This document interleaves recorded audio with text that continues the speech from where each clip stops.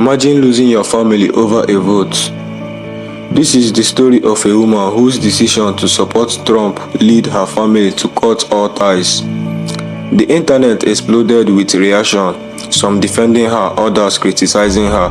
Let's dive into what happened and what people had to say. It is my last political post. I voted what I believe in, and I felt heavy on my heart that it's the right thing. Sorry, I'm trying not to cry. My heart's broken. My grandma just sent me a very sad text. It broke my heart. And my mom has yet to text me back today. Concepts of thoughts and prayers to you. Your family doesn't talk to you anymore because of your political beliefs.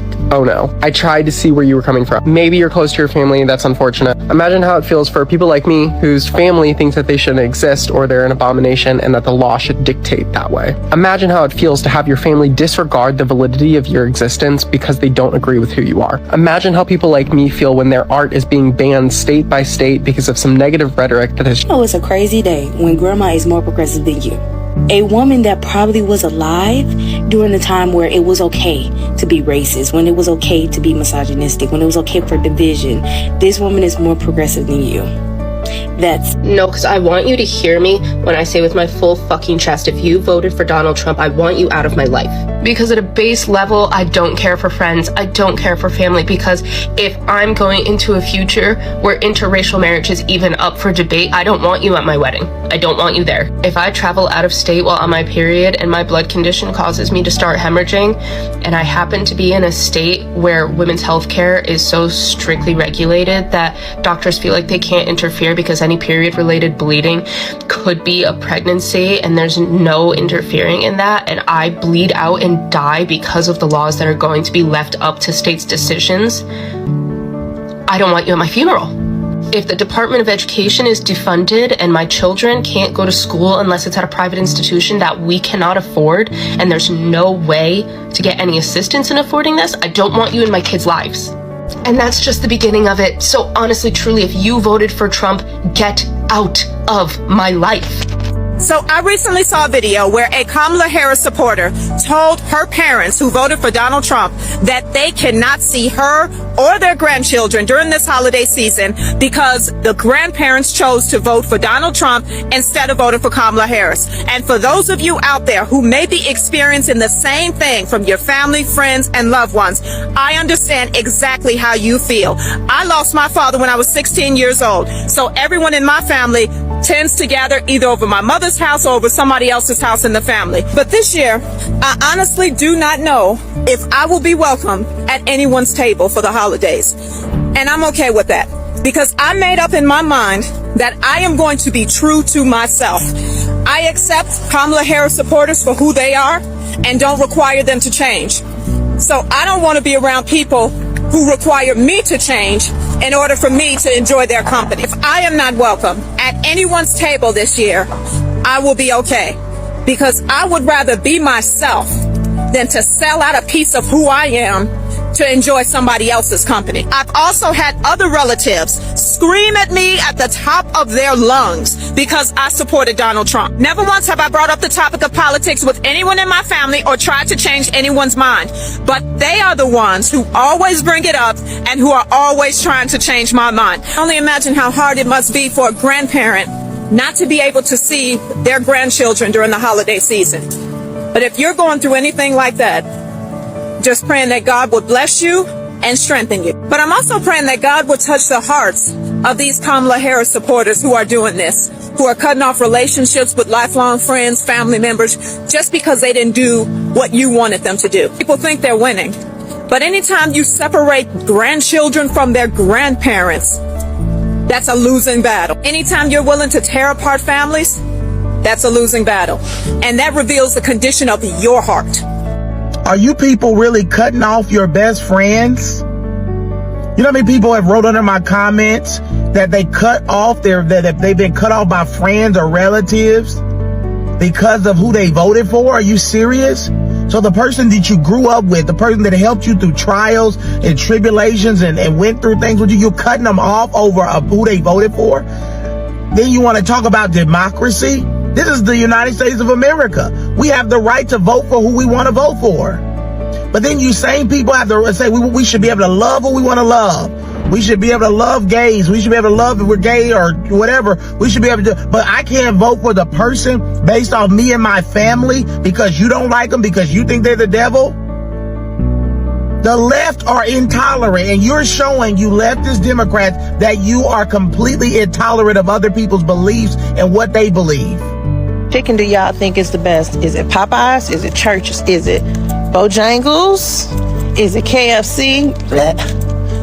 Like, I don't know what the other chicken places are, but Popeyes is always number one for me. That's gonna be number one. I don't care. I don't care. This video touches on such a profound and emotional topic. It's heartbreaking to see how political beliefs, especially in today's polarized climate, can drive such deep wedges between families. Voting for Trump or any candidate goes beyond just politics for many people.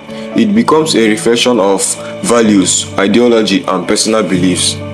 Some people see their political stance as tied to human rights, justice, and inequality. To them, supporting Trump might represent values they deeply oppose, making it feel personal and even threatening to their identity or principles. Trump supporters might feel alienated or judged for their belief, viewing their vote as an expression of economic hope, nationalism, or rebellion against a system they feel has failed them. Family should ideally be a safe space where love transcends difference. However, when politics becomes so intertwined with personal values, it's hard to separate the two.